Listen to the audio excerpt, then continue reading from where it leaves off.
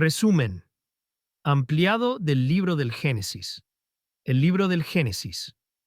El primer libro de la Biblia es una obra maestra teológica y literaria que narra los orígenes del mundo, la humanidad, el pecado, la redención y las promesas divinas. Su título proviene de la palabra griega Génesis, que significa origen o comienzo. Este libro no solo establece las bases de la fe judía y cristiana, sino que también explora temas universales como la creación, la caída, el juicio divino, la gracia y la restauración. A través de sus capítulos se revelan las relaciones entre Dios y la humanidad, así como el plan divino para la salvación. El Génesis está dividido en dos grandes secciones. La primera, capítulos 1 a 11, aborda eventos universales que afectaron a toda la humanidad, mientras que la segunda, capítulos 12 a 50, se enfoca en las historias de los patriarcas hebreos, Abraham, Isaac, Jacob y José.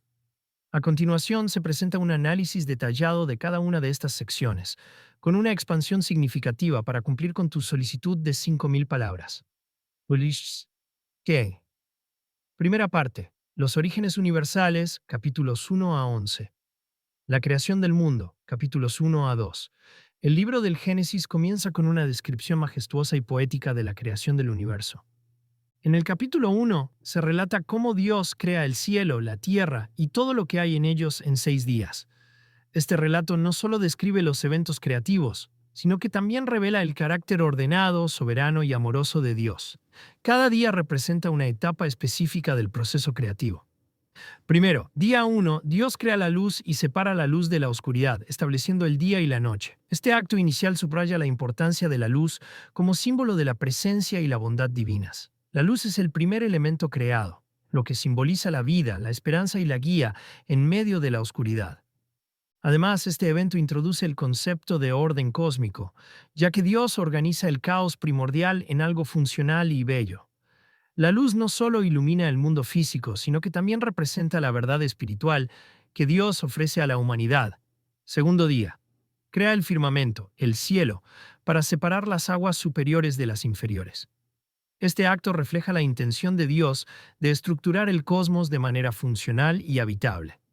El firmamento no solo divide el agua del cielo y la tierra, sino que también sirve como un espacio donde la vida puede desarrollarse. Este detalle muestra la atención meticulosa de Dios al diseñar el universo para sostener la vida. El cielo, además de ser un elemento físico, también simboliza la dimensión espiritual de la creación, donde Dios se manifiesta y comunica con la humanidad. Tercer día.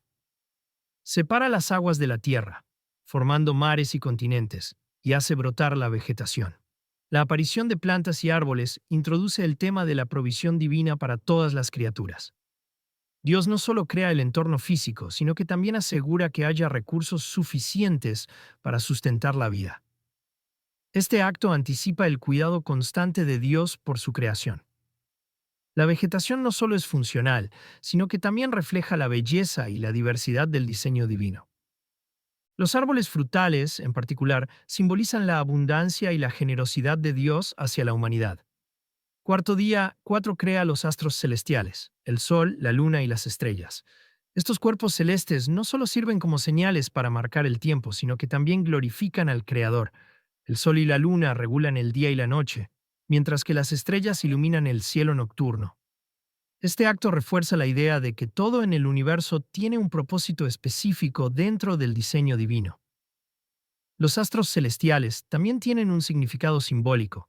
Representan la grandeza y la majestad de Dios, recordando a la humanidad su lugar en el cosmos. Quinto día, llena los mares y los cielos con criaturas vivientes, como peces y aves. Este acto muestra la diversidad y abundancia de la vida creada por Dios. Los animales no solo son funcionales, sino que también reflejan la creatividad y el poder de Dios. Las aves y los peces son descritos como criaturas que bendicen la tierra y los cielos, demostrando la interconexión de toda la creación. Este día subraya la importancia de la biodiversidad y la interdependencia de todas las formas de vida. Además, las aves y los peces simbolizan la libertad y la movilidad, cualidades que reflejan la naturaleza dinámica de la creación. Sexto día, crea animales terrestres y finalmente al ser humano a quien pone como corona de su creación. Dios crea a Adán y Eva a su imagen y semejanza, otorgándoles dominio sobre la tierra. Este acto es único porque marca la diferencia entre el ser humano y el resto de la creación. Aunque los animales tienen vida, solo los humanos están hechos a imagen de Dios, lo que implica autoridad, racionalidad, moralidad y capacidad para relacionarse con Dios. La creación del ser humano es el clímax del relato, mostrando que la humanidad es el propósito central del plan divino. Este día también introduce el tema de la responsabilidad humana, ya que Adán y Eva son llamados a cuidar y gobernar la creación de manera justa y sabia. En el capítulo 2 se ofrece una versión complementaria de la creación, enfocándose en la relación entre Dios y el ser humano. Aquí se describe cómo Dios forma a Adán del polvo de la tierra y le insufla vida al soplar en sus narices. Este acto simbólico subraya la conexión única entre Dios y la humanidad, destacando que el ser humano es una creación especial. También se narra la creación de Eva, hecha de una costilla de Adán para ser su compañera. Esta historia enfatiza la igualdad y complementariedad entre el hombre y la mujer, mostrando que ambos están destinados a vivir en comunidad. Este relato subraya la bondad de la creación y el propósito divino detrás de todo lo existente. La creación es descrita como un acto deliberado y lleno de amor por parte de Dios. Además, la narrativa introduce temas centrales como la comunidad, la responsabilidad y la dependencia de la humanidad hacia su creador. La creación no es simplemente un acto físico, sino también un acto espiritual que establece la base para la relación entre Dios y la humanidad. La caída de Lope, capítulo 3. El tercer capítulo introduce un giro dramático en la narrativa del Génesis, la entrada del pecado en el mundo. En el Edén, Dios coloca a Adán y Eva en un jardín perfecto, donde tienen acceso a todas las frutas excepto a una, el árbol del conocimiento del bien y del mal. Sin embargo, la serpiente, identificada como un instrumento del mal, engaña a Eva, quien convence a Adán de comer del fruto prohibido. Al desobedecer a Dios, Adán y Eva adquieren conciencia de su desnudez y experimentan vergüenza. Como consecuencia, Dios los expulsa del Edén, imponiendo penas específicas, el trabajo arduo para Adán, el dolor del parto para Eva y la enemistad entre la serpiente y la descendencia de la mujer. Este episodio marca el comienzo de la separación entre Dios y la humanidad debido al pecado. El relato de la caída también contiene una promesa de redención. Dios anuncia que la descendencia de la mujer aplastará la cabeza de la serpiente, prefigurando la victoria final sobre el mal. Este versículo es conocido como el protoevangelio y apunta al plan de salvación que se desarrollará a lo largo de la Biblia. La historia de la caída ilustra varios temas importantes, como la fragilidad humana, las consecuencias del pecado y la gracia divina. A pesar de la desobediencia de Adán y Eva, Dios no los abandona, sino que les da esperanza para el futuro. Este episodio establece el patrón bíblico de juicio y misericordia, mostrando que Dios siempre ofrece una salida incluso en medio del castigo. Además, este relato tiene un profundo significado teológico. La serpiente simboliza el mal y la tentación, mientras que el árbol del conocimiento del bien y del mal representa la elección moral que enfrenta la humanidad. Al comer del fruto, Adán y Eva rechazan la dependencia de Dios y buscan establecer su propio criterio de lo que es bueno y malo. Este acto de rebelión introduce el pecado original, que afecta a toda la humanidad. Sin embargo, la promesa de redención muestra que Dios tiene un plan para restaurar la relación rota entre Él y la humanidad.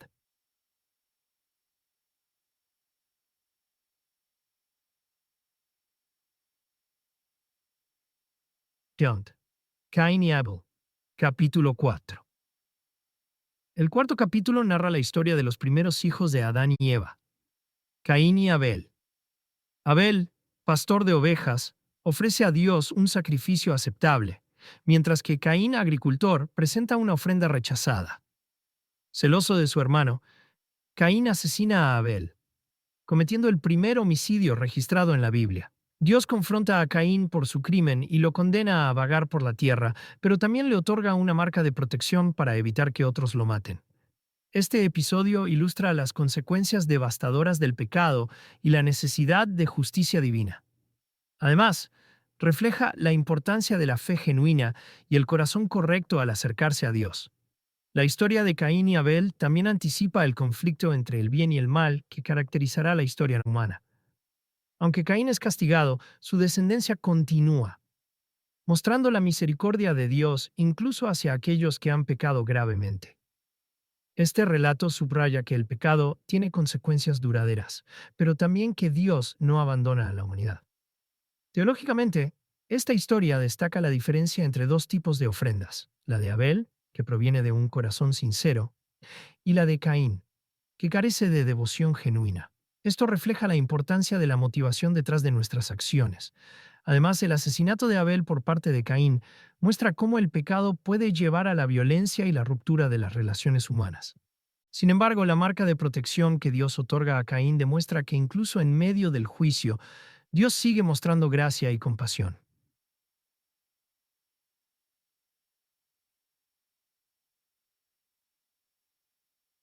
Ya, la generación de Set, capítulo 5. El capítulo 5 presenta una genealogía desde Adán hasta Noé, destacando la longevidad de los antiguos patriarcas. Entre ellos se menciona a Enoc, quien caminó con Dios y fue trasladado al cielo sin experimentar la muerte. Esta genealogía subraya la continuidad de la línea humana y la presencia de la fe incluso en medio de un mundo caído. La inclusión de esta genealogía tiene un propósito teológico: conectar a los lectores con el origen de la humanidad y mostrar cómo Dios ha preservado un remanente fiel a lo largo de las generaciones. Además, prepara el escenario para la historia de Noé y el diluvio. Esta genealogía también tiene un significado simbólico. La longevidad de los patriarcas refleja la bondad de Dios, quien permite que la humanidad tenga tiempo suficiente para arrepentirse y buscarlo. Sin embargo, la decadencia moral de la humanidad eventualmente lleva a la decisión de Dios de enviar el diluvio. Enoc, quien caminó con Dios, sirve como un ejemplo de fidelidad y comunión con el Creador, mostrando que incluso en medio de un mundo corrupto es posible vivir una vida justa.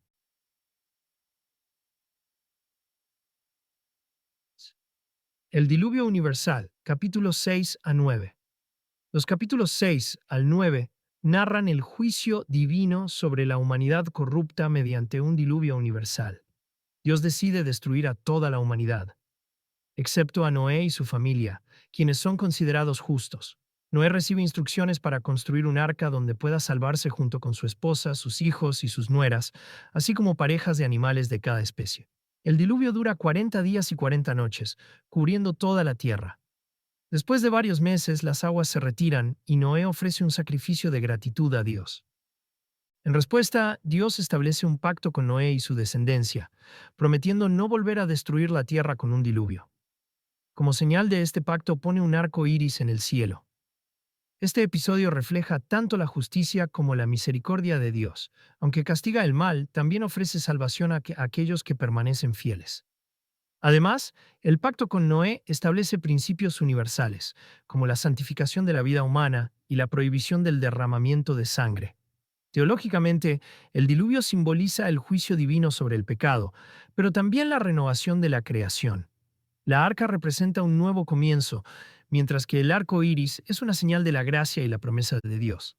Este relato también anticipa el plan de salvación que culminará en Cristo, quien ofrecerá un nuevo pacto para la humanidad.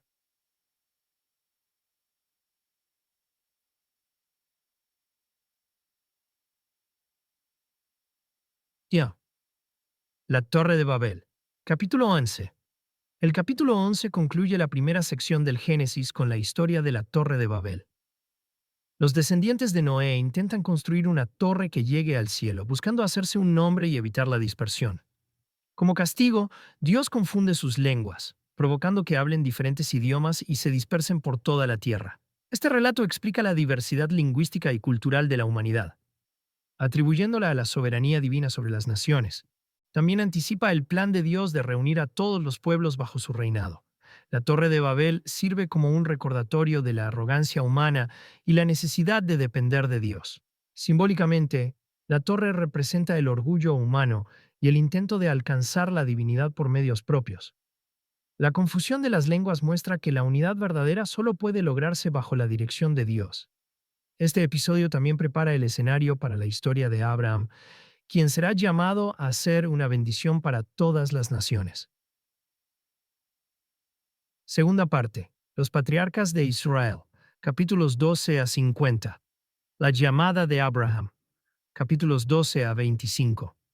La segunda sección del Génesis se centra en las vidas de los patriarcas hebreos, comenzando con Abraham. En el capítulo 12, Dios llama a Abram, posteriormente renombrado como Abraham, para salir de su tierra natal y dirigirse a una tierra que él le mostrará. A cambio, Dios promete hacer de Abraham una gran nación, bendecirlo y hacerlo una bendición para todas las familias de la tierra.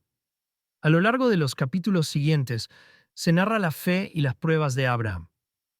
Algunos eventos destacados incluyen la promesa de un hijo. A pesar de la avanzada edad de Abraham y Sara, Dios les promete un hijo, Isaac.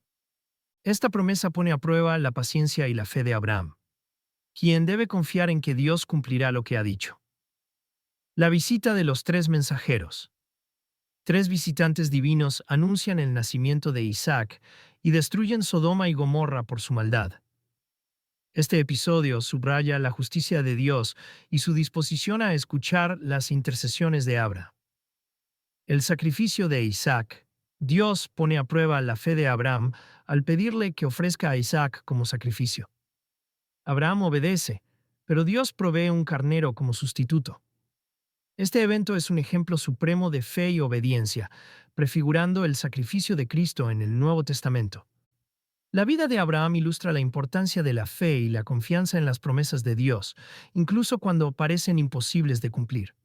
Además, establece el modelo del pacto divino, que será central en la relación entre Dios e Israel. Casi. Isaac y Jacob. Capítulos 26 a 36. Después de la muerte de Abraham, la narrativa se centra en Isaac y su hijo Jacob. Isaac sigue las huellas de su padre, siendo un hombre de paz y bendición. Sin embargo, es Jacob quien ocupa el centro de atención debido a su carácter complejo. Jacob engaña a su hermano Esaú para obtener la primogenitura y la bendición de su padre. Esto provoca una ruptura familiar, y Jacob huye a la casa de su tío Labán. Allí trabaja durante 20 años, casándose con Lea y Raquel, y teniendo 12 hijos, quienes se convertirán en las tribus de Israel. Jacob tiene un encuentro transformador con Dios en Betel, donde recibe el nombre de Israel, el que lucha con Dios. Este episodio simboliza la lucha espiritual y la renovación del pacto divino. La historia de Jacob subraya la perseverancia de Dios en cumplir sus promesas, incluso a través de personas imperfectas. Mike Shoniski. José y la reconciliación familiar. Capítulos 37 a 50. La última sección del Génesis narra la historia de José, el hijo favorito de Jacob. Vendido como esclavo por sus hermanos celosos, José termina en Egipto, donde interpreta sueños y gana el favor del faraón. Eventualmente, se convierte en gobernador de Egipto y salva a su familia de una hambruna severa. La historia de José es un ejemplo de perdón y providencia divina. A pesar de las dificultades, Dios utiliza las circunstancias adversas para cumplir sus propósitos. José reconoce esto al declarar: «No fueron ustedes los que me enviaron aquí, sino Dios». El libro concluye con la muerte de Jacob y José, quienes expresan su confianza en las promesas divinas para el futuro de Israel. Esta conclusión establece el escenario para el Éxodo, donde Dios cumplirá su promesa de liberar a su pueblo de la esclavitud.